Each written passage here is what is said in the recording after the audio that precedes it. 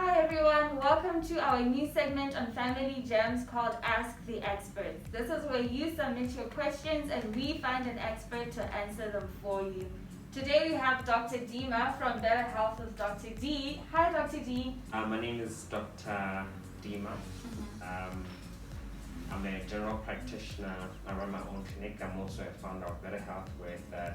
D, which is a social media platform that we use to, or I use to actually interact with people and teach a lot of medical concepts that are misunderstood Yeah. or are not properly understood. Wow. So we did have a question about the COVID vaccine. There's so much being said out there, so many questions that people have, but could you tell us what a vaccine is and what it does?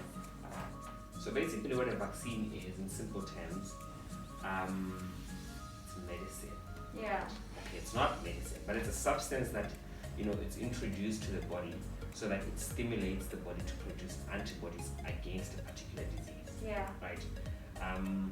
So there's like different types of vaccines. Previously in the past, they used to use live vaccines. Now they've, moved from using live vaccines to inactive or deactivated vaccines. So basically you introduce sort of a disease to your body so that your body can stimulate antibodies. That is, it can stimulate a fighting process against that particular disease. So a lot of people are like quite worried because it only took a year to find the vaccine. I think it depends. I know people are concerned about the time it took to work on this vaccine, but you can look at it differently, right? In the past, there used to be less technology to do certain things, so it'll take you longer to make a car compared to today. And then also based on the need for something, how you work on it determines how you will finish it. Right now there is a need for vaccines, for COVID vaccines, so there will be a lot of people putting so much work, so much endless work and sleepless nights on it to try to come up with the right vaccine. Now the thing about, the first rule, if I can call it a rule about being a doctor, is that you do no harm. So every vaccine that is made would have went through the right tests and stages to make sure that when it's introduced to people, it will do no harm.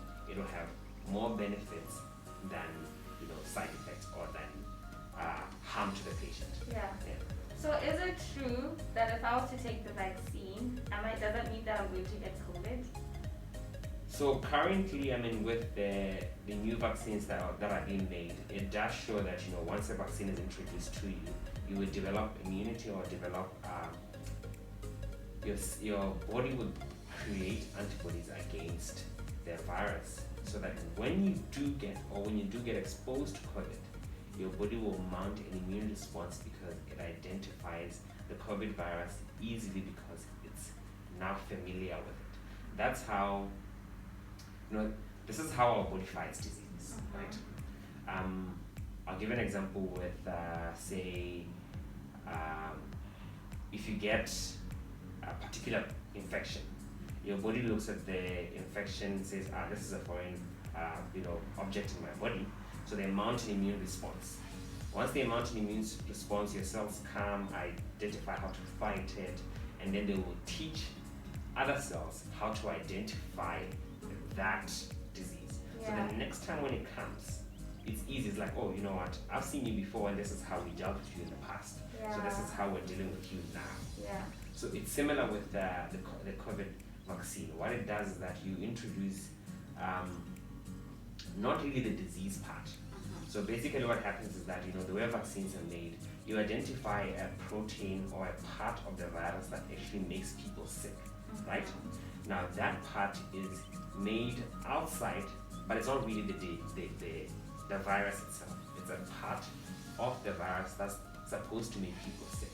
So now it's an active, meaning it won't make you sick, but it will do the same things that a virus does. That is, stimulate your body to say, oh yeah, this looks foreign, so we're fighting it. So then it will mount a response, fight it. So the next time you get exposed to the virus, your body is just like, oh yeah, I've seen you before. This is how we dealt with you before, and this is how we're dealing with you now. Wow. That's how vaccines work, and that is how you will develop immunity against the COVID-19 once you get the vaccine.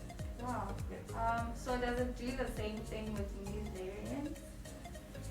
So with new variants, you'd find the same protein is the one that's making it more infectious. So if at all it was to change, then it will make it less infectious, which means it might not actually be a worrisome virus. But most of the time, the vaccines are smart enough, or they make your body smart enough to actually deal with new variants the same way they would have dealt with the old one.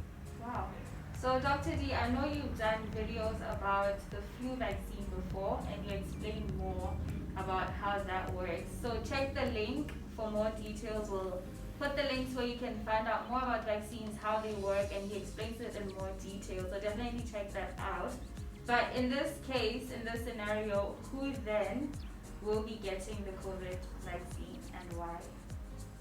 I mean, I think if you look at a lot of, if you follow up COVID updates, you'd realize the first people who would get the vaccine would be your healthcare workers or your frontline workers, mostly because they deal with this and they're the ones who are at risk of being exposed. And you can understand, you can't afford a healthcare worker to get COVID, because if they get COVID, it means they see a lot of people. Some who are not COVID positive, who they can introduce it to. Also, it reduces the manpower to deal with COVID itself if they are, taken out of the game because of that. So it's very important that healthcare workers will get it first, and then possibly, other essential workers, and then you'll give it to your over 60-year-olds or the elderly with comorbidities, and then maybe lead to the younger generation that have comorbidities, and then the rest of the population depending on availability. I think this is based on risk of exposure, also the complications that may arise depending on your age, your comorbidities, because you definitely want to make sure that those that with comorbidities are protected in such a situation. Yeah, and in one of your videos, you said something that was interesting. You said if you get a vaccine, it actually reduces your hospital time. You also said that it reduces how many people, in the community, how many people will be actually, how fast it spreads. But maybe even as a father, you're a frontline worker, you're a dad.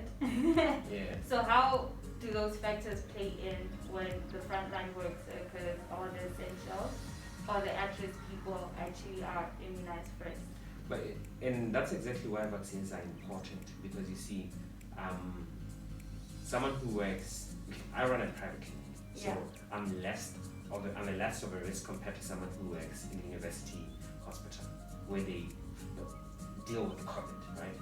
Now you can imagine someone like that who also has a family and has to go back to their family, or now they've been taken away from their family because they pose a risk to them.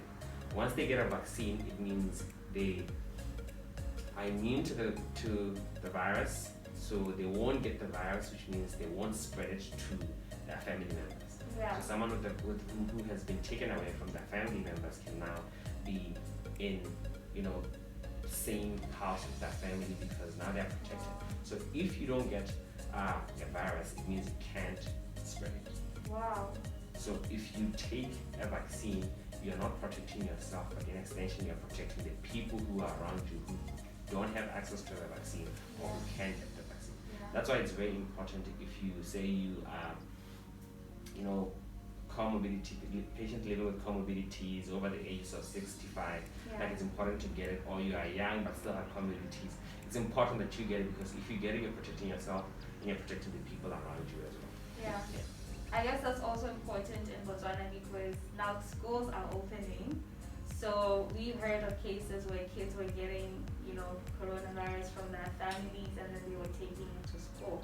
So is that saying that it would actually benefit even families? It definitely would benefit families, because like I'm saying, frontline worker or doctors who see patients, someone walks into your clinic and they have COVID and you treat them and then you get it, and then you go to home, you give it to your kids give it to other kids in school, so now it just fast spreads. Yeah. But if you have taken the COVID vaccine, it means you're protected from the virus. So now there's less risk of you passing to your kids, which means your kids don't then become, infectious to other kids as well too, in their school. So it is, for me, I think it's very, very interesting. I'm happy they worked so hard to get the vaccine within a short period of time, because you can see that the virus is out of control. The way it's spreading even in our country, in our neighborhood country, South Africa, they're having close to like 1,000 deaths in a day, and that's just